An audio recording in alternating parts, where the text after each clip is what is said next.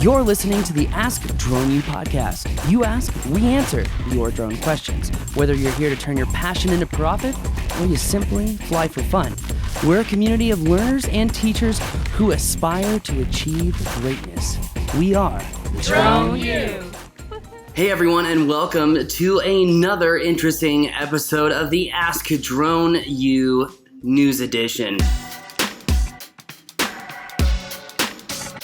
Joining me, as always, from the dark side of the moon and back, the Flying Dutchman.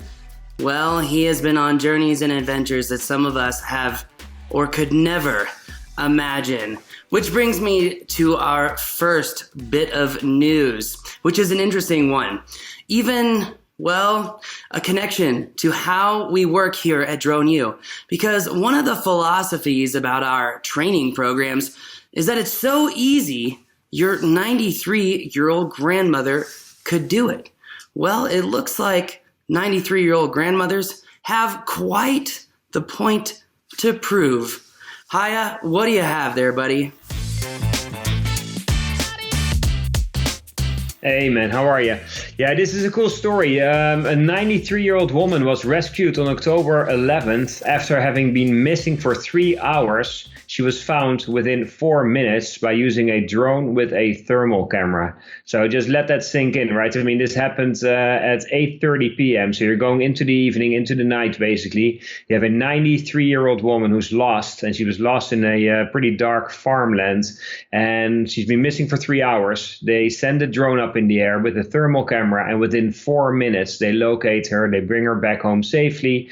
She was exhausted. She had been lost, but otherwise she was in good shape.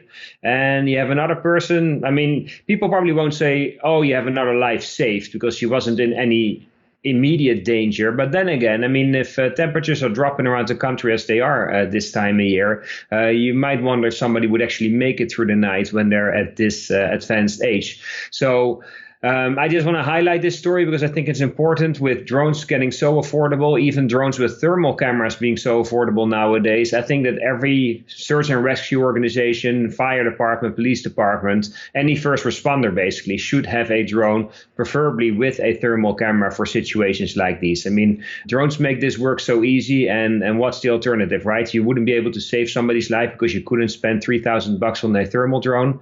I think those days are gone. I think everybody needs a thermal drone now.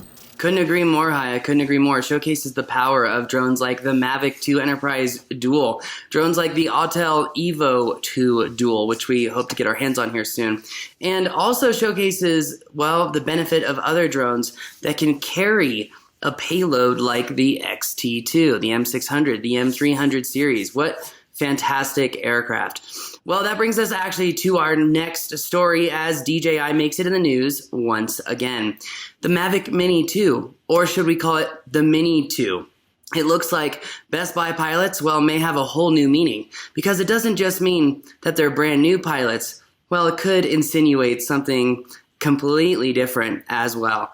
And that's what Haya is going to tell us about. But also, what's really interesting here, Haya, is it seems like the Mini 2 is quite the drone for being as small and lightweight as it is. I mean, talk about the power of that little drone.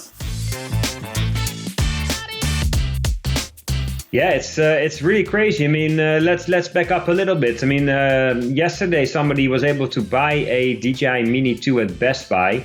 It seems that Best Buy is taking the prime position now instead of Osita LV when it comes to leaking DJI information. I mean, these guys are serious. They put them in their stores and let people buy these drones. We had this one video which pretty much disclosed all the information, but just now today there was a second video that was posted online by a YouTuber who's just starting out, it seems. I think he has like 150 subscribers, and he just did this unboxing video of the DJI Mavic Mini. I know he also bought it at Best Buy, so thumbs up to Best Buy. I think whenever we suspect a new DJI product is about to be launched, we should send people out into the fields to Best Buy stores to see what they can get their hands on. But going back to the point that you made, that the DJI Mavic Mini 2 is actually quite a powerhouse, I think you're right. I mean, the two, well, maybe three main things that this drone now brings to the table is, first of all, you get 4K video capabilities, and secondly, you get OcuSync 2.0. So now all of a sudden, rather than using Wi-Fi to control this drone, you're able to use OcuSync. And based on my own experience flying the Mavic 2 Pro and the Zoom and the Mavic Air 2, with OcuSync, you can pretty much just position your drone anywhere in the air where you want in terms of shooting videos and photos, and really not have to worry much about the transmission signal. It's been pretty amazing what these drones have been able to do. And if the DJI Mavic Mini or Mini 2 is able to give a similar performance, then for sure you have a powerhouse. I mean, this drone is going to weigh less than 250 grams, which means that as a recreational pilot in the United States, you don't have to register the drone. But in other countries, I believe England and Canada for sure, you're able to fly this drone without any kind of license. So if you're an international traveler, you like to take drones with you to get this amazing footage and photos, then the Mini 2 for sure is a drone you should look into. In terms of the form factor, they really haven't changed the drone at all. The props are slightly different, the motors are slightly different, the battery is a little less powerful, pretty much still the same size though. So the drone doesn't really look any different from the previous one. It's just the features that the drone brings to the table are a massive step up compared to the original one. So Haya, it seems like the Mini 2 is actually like a Mavic Pro, but it's less than 250 grams. Is that about right? Yeah, almost. I mean, first of all, you get the Mavic Air 2 that's kind of bumping up against the Mavic 2 Pro, right? I mean, that's kind of pushing the Pro or making the Pro almost for most people pointless to spend the additional money on. I mean, unless you're really into low light performance for photography and videography. Now you get the Mini 2 pushing up against the Mavic Air 2. I mean, it's the same thing. For half the money, you get not all the performance, but you get 75% or maybe even 80% of the performance. So yeah, I mean, DJI has no issues cannibalizing on their own products when they bring new drones to the market, it seems. Wow. Well, this is kind of exciting, honestly, to see such a capable drone below 250 grams. There's a lot to be said about that, Haya. A lot. And I think this might reinvigorate a lot of pilots out there to have a drone that's going to be safe to fly just because it has better connections and whatnot. You know, I hope, again, that we can see an attitude mode in something like one of these drones. I feel like one of the things that's really missing. I know how to force it, but, you know, I would like to be able to see that as just an option. That being said, in our next piece of news, it seems like the FAA has, well, once again called the roundtable of, that's right, no one who's a practical drone pilot to do some more regulatory research. Haya, what do you have here, buddy? Yeah, last week we had a virtual DEC meeting. Those meetings happen only a few times a year. The last one for 2020 was last week, and it was a virtual event. 2.5 hours worth of information on drones and regulations. If you have that kind of time to watch the entire thing on YouTube, they did record it, so it's there for you to watch if you want to. I think the key highlights that I kind of want to get across here are the following. First of all, remote ID for drones is coming. It's still on track. It's still happening. So I'm not expecting any major changes, even though we don't like what they've proposed, but it seems that we're pretty much going to get the whole thing towards the end of this year. Secondly, Part 135. There are 3 more companies next to UPS, Wing, and Amazon that are ready to get their Part 135 certificate, which would allow them to fly packages by drone and deliver them to consumers throughout the country. So that's a big deal. We don't know the names, but this is coming shortly as well. And then thirdly, during the DEC committee, the FAA has been working with a task group to see if remote ID for drones somehow would be able to provide information for manned aviation that are flying their aircraft or helicopters low to the ground. There's a lot of discussion still there. There wasn't a lot of information as to whether this was perceived to be a great idea or not.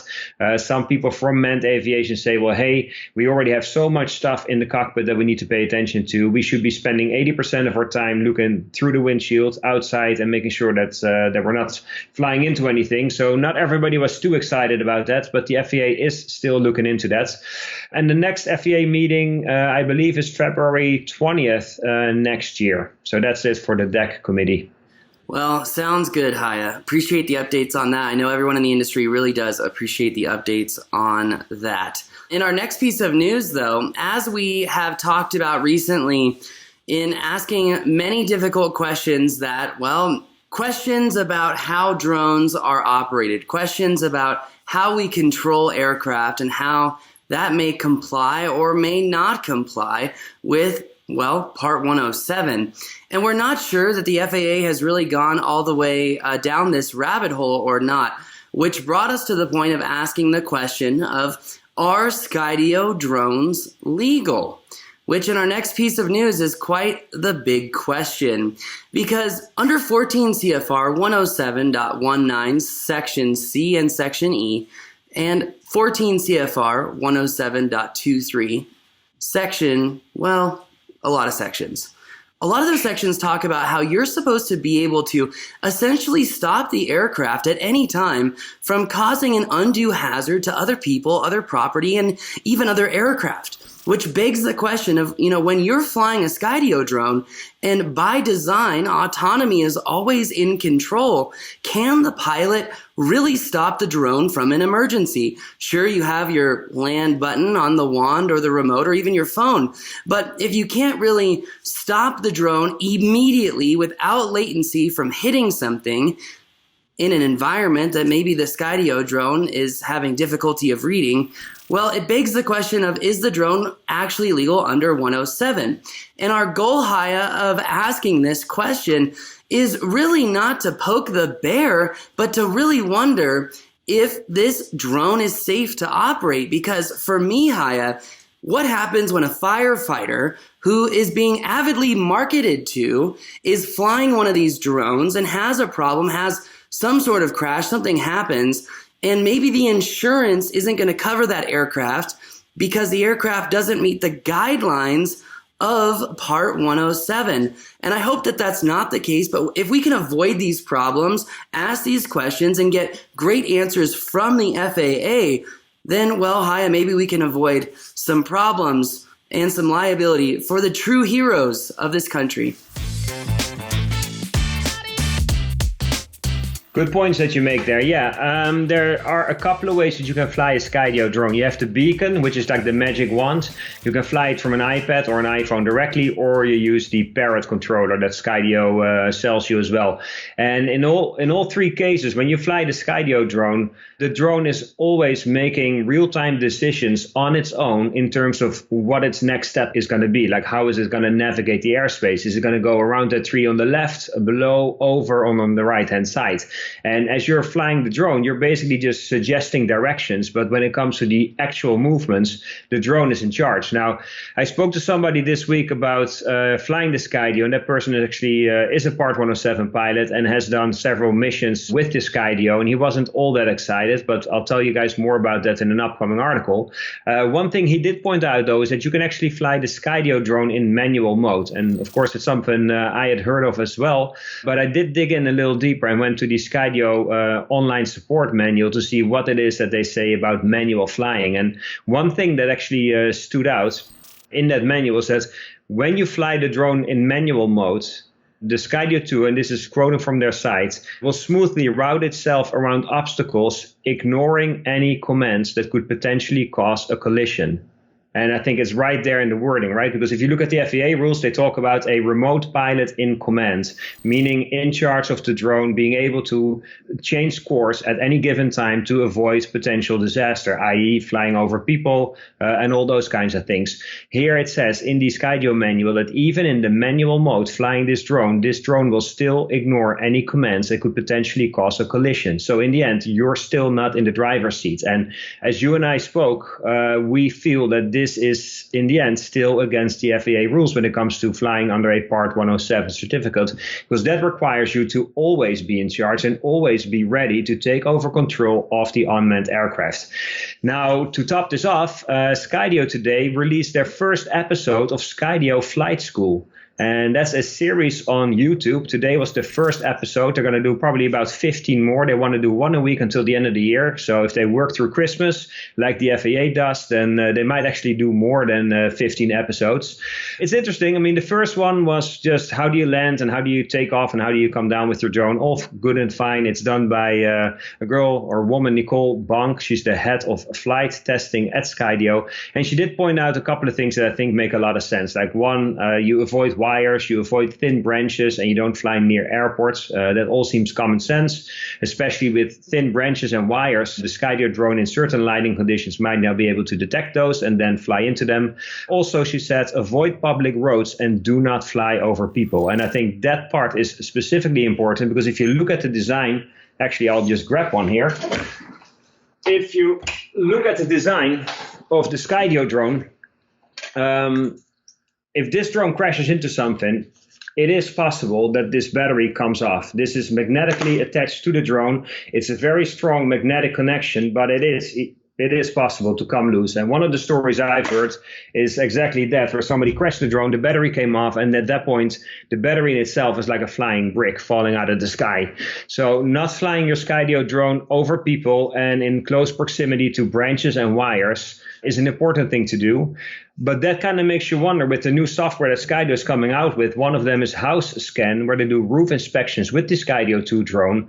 That's kind of a tricky environment, right? Because if you look at a typical house, at least here in the northeast region of the United States, you have a lot of trees, a lot of thin branches, especially depending on the time of day. Those branches might be hard to detect with a low setting sun, but also you have power lines and telephone wires going to houses. So I'm interested to see how Skydio is going to tackle those situations because they're far from ideal flying situations. It does seem like contradictory statements too, when a lot of the videos, especially some of the videos that we've seen from Skydio, are about, flying mountain biking on trails with large trees. What about thin branches there? Or are they trying to say only fly during the spring and summer and not during the winter? These are all important questions. And again, I think it's extremely important for the FAA to clarify, which I think it is pretty clear in all honesty. Look, the pilot has to be in control at all times. When I first asked this question about Skydio, it was more in regards of how do you stop a flyaway, right? With other drones, they're in two different flyaway situations, whether you lose GPS. With other drones like DJI, you could switch the drone into Atti mode, bring the drone back, problem solved. If you get the type of flyaway where you have radio interference on DJI, there's a parameter that says what to do when the remote signal is lost. And I have mine set to hover. Yep. So that way I could walk closer to the drone, regain signal, and problem solved. And so for me, I asked a lot of questions to a lot of industry insiders, and I said, hey, really though, when it comes to Skydio, if we can't stop a flyaway, is it truly a safe drone to operate? Does it really meet Part 107 guidelines? And when we first met with Skydio back in Las Vegas and shot that video with them, and I had that wand, that was a question. And when I was talking to G at the time, he said, look, you're able to control the drone and it follows the law. And I was like, okay, that makes sense. But now when I'm like, yeah, but I can't stop a flyaway, and practically speaking, nudging the drone is not the same thing as having full control, right? We already know the problem of drone pilots having control when the drone has the reverse orientation. So instead of the drone facing away from the pilot, it's facing towards the pilot. In an emergency, people don't think about the fact that the right stick is now inverted in controls, and crashes happen all the time, right? So this is why a standardization of controls is so important, even a standardization of flight modes. But I hope the FAA comes out. I hope they don't see us as poking the bear, and I hope they see us as a question that needs to be answered. Right, Haya? Yeah, and it's an important thing. I mean, if you're a Part 107 drone pilot and you start using the Skydio 2 drone for commercial missions and something does go wrong, you will likely be held liable. The insurance might say, hey, you're not compliant with Part 107, so we're not going to cover you. So you might be on the hook as the pilot, but even one step further, Skydio might be on the hook, because if it turns out that not the pilot is to blame, and also the pilot might not have the deep pockets that somebody is looking for, they might well go after Skydio. So if Skydio starts selling a bunch of these drones and these kind of situations happen, they might actually be in hot water themselves, I think. Well, I think we just need to be intellectually honest in the tech industry. And I think otherwise people are going to have problems. They're going to have crashes. And let's solve these problems before there's a crisis, right? Let's build consumer trust rather than break it down. That's, I think, an important thing to be said. But Haya, as far as flight school and YouTube videos, well, again, it's great that, people are trying to educate the industry and be smart. But it begs the question, based off of the questions that we've asked in our articles and you've been asking in your articles, where does that leave these videos and their ability to teach? Yeah, and if I can chip in one more thing, in the article that I wrote about Skydio Flight School and Drone Excel, I also posted a video from people that are driving their new Tesla Model 3 on full autopilot through an urban environment with the Skydio 2 following it, also flying itself.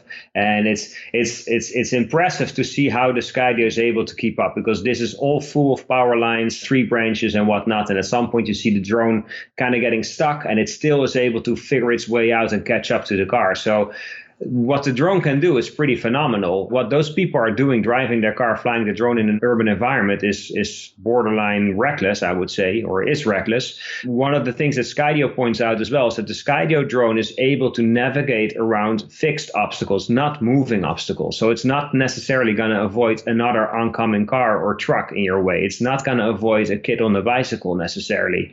So even though this drone is pretty amazing in what it can do, it's not foolproof. And this video is, I don't know exactly how long it is, but let's say 10 minutes. It's quite a drive.